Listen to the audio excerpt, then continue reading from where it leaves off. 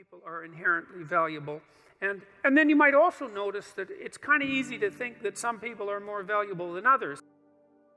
Sort of like an animal farm, you know, where the animals were all equal, except that some animals were more equal than others. But it's very easy for human beings to think that about other human beings, because no matter where you look in human societies, there are rank orders of value, right? In any hierarchy that we produce that's associated with some ability, we find that some people are so much better at whatever it is that they're doing that it's an absolute miracle, and most people are absolutely dreadful at it.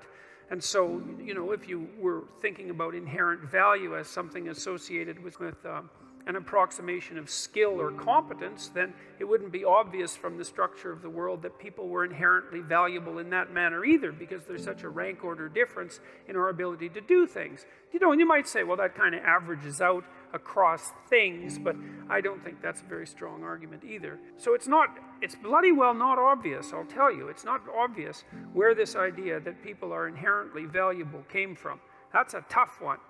You know, and in aristocratic states or tyrannical states, it's certainly not obvious at all that there's any acceptance of the notion that people are inherently valuable. It's like there's no necessary presumption of innocence, for example, and you don't have any sovereign right to your own destiny, like you're not granted the rights, not granted because that's the wrong way of thinking about it, your rights as a sovereign individual who has the responsibility and the capability to determine the destiny of the state itself don't exist. That doesn't exist as a concept, and so I don't see that there's anything there that speaks of inherent value either. So it's by no means an obvious concept. In fact, I think it's one of the least obvious concepts that human beings have ever come up with, that each of us in some strange manner is to be attributed some divine spark, let's say, that makes us equal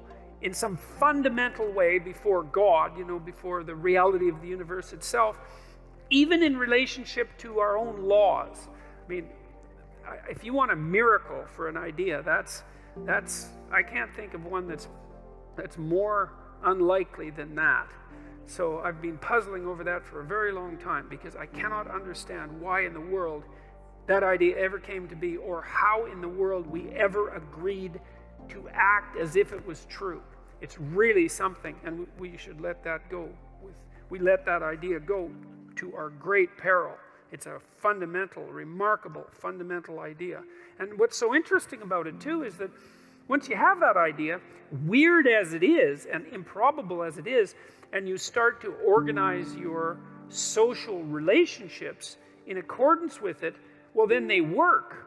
You know, so my rule too is treat yourself as if you're someone responsible for helping, and it's sort of predicated on the idea that regardless of your inadequacies and your malevolence, which, you know, I'm sure you have many inadequacies and no shortage of malevolence, just like everyone else, regardless of that, you have a moral obligation, so that would be a responsibility, to assume that despite all evidence, that there's actually something of intrinsic worth about you, and that as a consequence, you're duty-bound to treat yourself like that is true.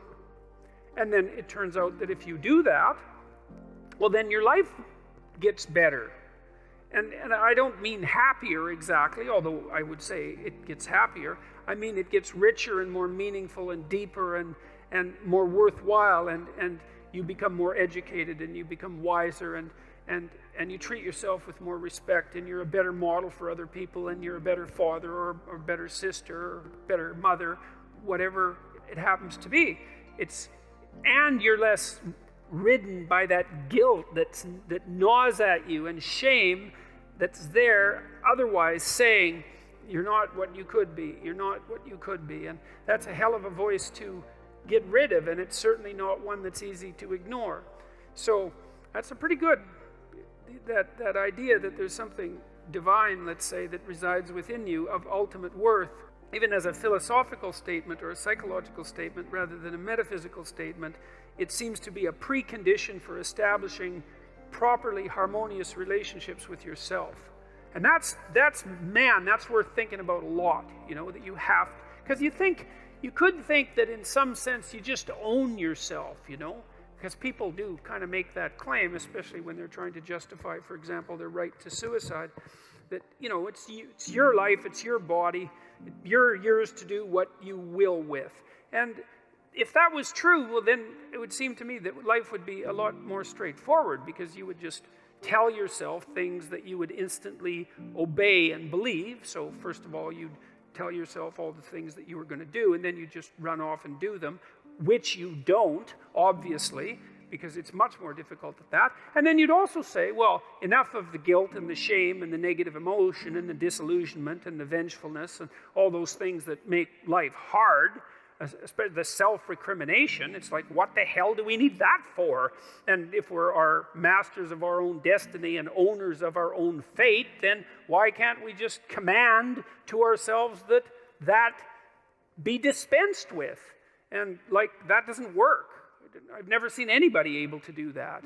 So, you can fool yourself for very brief periods of time into thinking that might work, but it doesn't work, and that's strange. And this is one of the reasons I love the psychoanalysts, because they were really the people, apart from the religious types, who figured out that whatever you are, you're not a unitary spirit that's under your own dominion.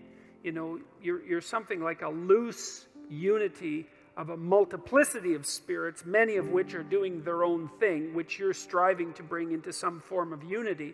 But even that unity isn't something that's under your control in any real sense.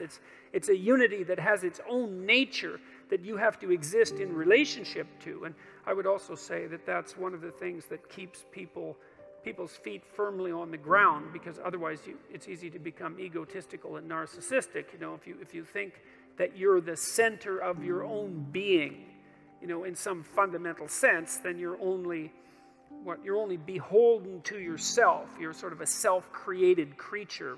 Perhaps you could think about it that way. But it doesn't work like that. It's like the ideal that constitutes the unity that you might become then sort of manifests itself as something that you could strive toward but aren't. And it also serves as a judge. It's the thing that keeps you up at night saying, there's some things you're just not attending to, and you should get at it, because life is short and there's no shortage of trouble that you might end up in, and a wise person would attend to the dictates of his conscience and lay out his actions in the world according to what he knows to be true and correct. And that is how people think.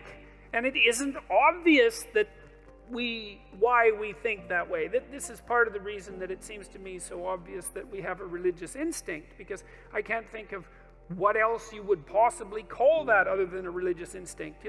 Nietzsche, when he proclaimed the death of God, which, by the way, was no triumphant proclamation, because he also mentioned that we would never find enough water to wash away the blood, which was his, what would you call it, prognostication for the 20th century, and a very accurate one at that.